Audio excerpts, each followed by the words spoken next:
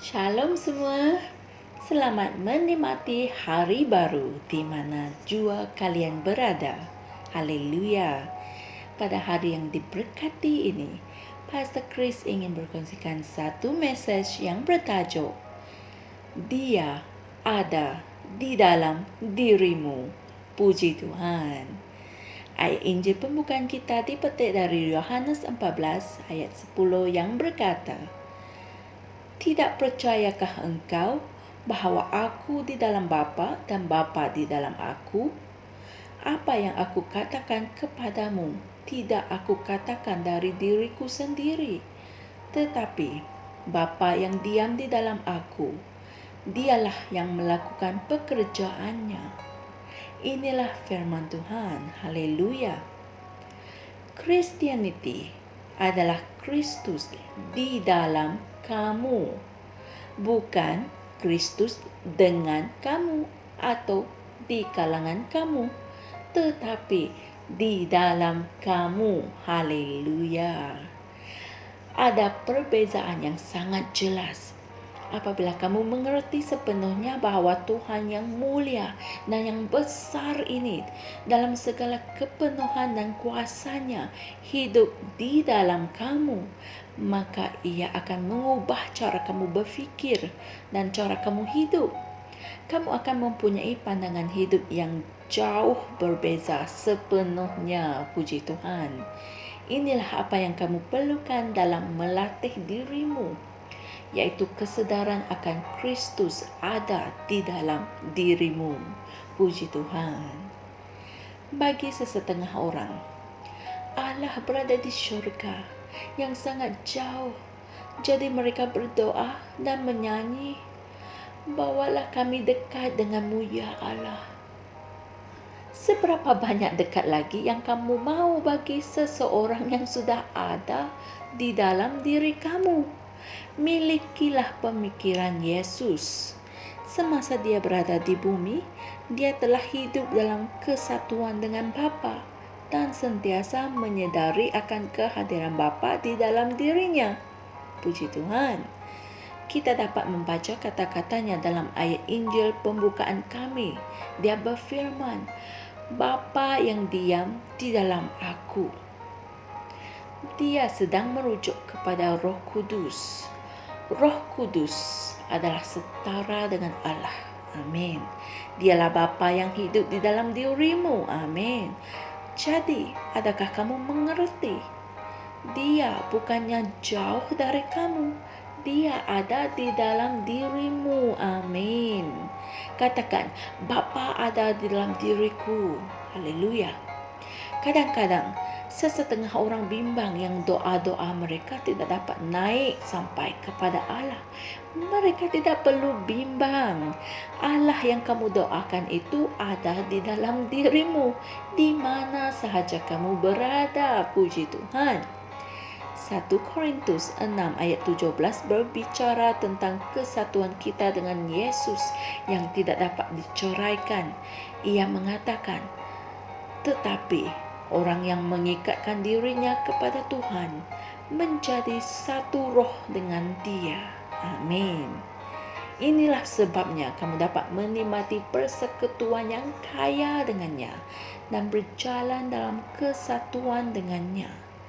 Tidak perlu lagi kamu berusaha untuk mendekatinya, berseru kepadanya seolah-olah dia berada di tempat yang jauh. Di mana saja kamu berada, dia ada di dalam kamu dan kamu ada di dalam dia. Amin. Dialah rumahmu. Kamu telah dilahirkan ke dalam dirinya apabila kamu telah dilahirkan semula. Haleluya.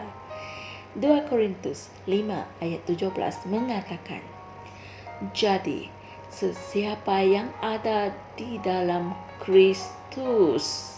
Amin. Kamu hidup, bergerak dan wujud di dalam Dia. Seperti Yesus, katakanlah dengan berani bahawa aku ada di dalam Bapa dan Bapa ada di dalam aku. Puji Tuhan. Hal ini tertulis dalam Yohanes 14 ayat 11. Terpujilah Tuhan. Haleluya.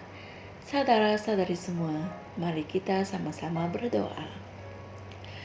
Ya Bapa, aku mengucapkan terima kasih kerana menjadikan hatiku sebagai rumah-Mu, kerana menjadikan kesatuan aku dengan-Mu tidak dapat dicoraikan, agar aku dapat menikmati persekutuan yang kaya dengan-Mu.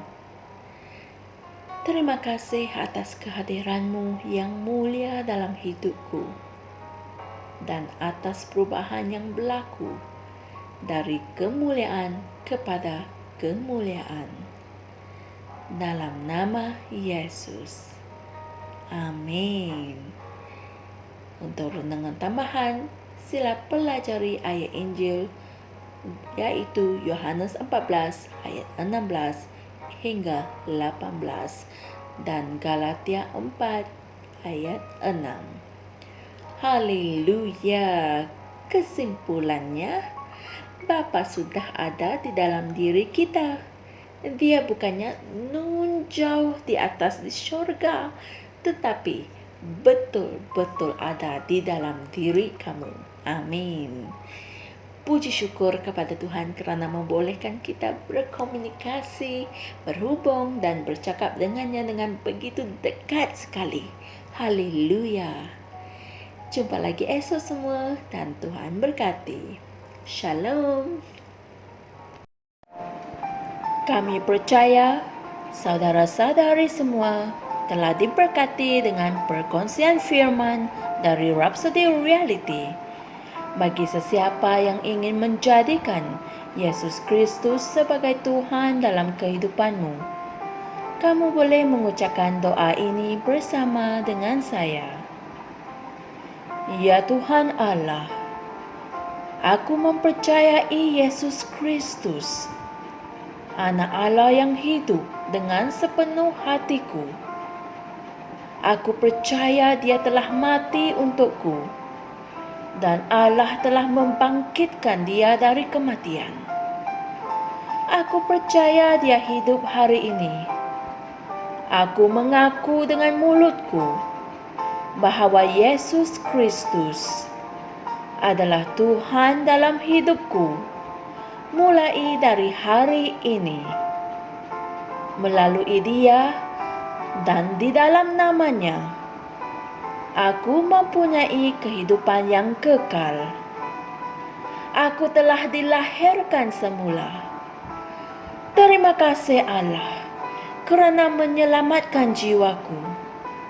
Aku sekarang adalah anak Allah. Haleluya. Tahniah, sekarang kamu telah menjadi anak Allah.